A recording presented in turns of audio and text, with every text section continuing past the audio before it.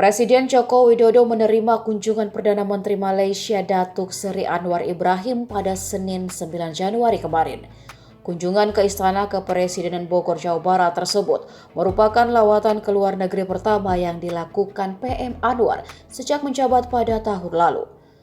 Presiden Jokowi dan Perdana Menteri Anwar melakukan pertemuan dan pembicaraan secara santai pada Senin kemarin.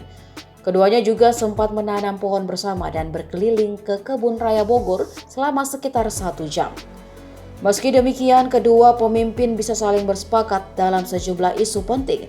Berikut rangkuman poin-poin pertemuan keduanya. Yang pertama, investasi di IKN. Presiden Jokowi dan Perdana Menteri Anwar membahas soal minat investasi Malaysia untuk pembangunan ibu kota Nusantara di Kalimantan Timur. Jokowi menyambut baik minat para investor Malaysia dalam pembangunan IKN.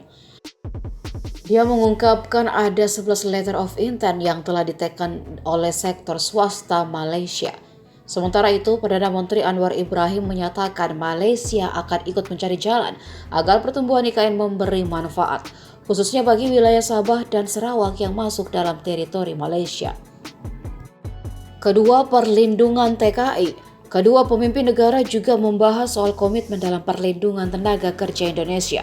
Presiden Jokowi menyatakan menyambut baik komitmen Perdana Menteri Anwar dalam memberikan perlindungan bagi pekerja migran Indonesia. Senada dengan Jokowi, Perdana Menteri Anwar mengatakan penyelesaian persoalan TKI harus dilakukan secara lebih menyeluruh. Menurut dia, hal itu penting agar para pekerja Indonesia dapat dibela. Yang ketiga, bahas perbatasan negara.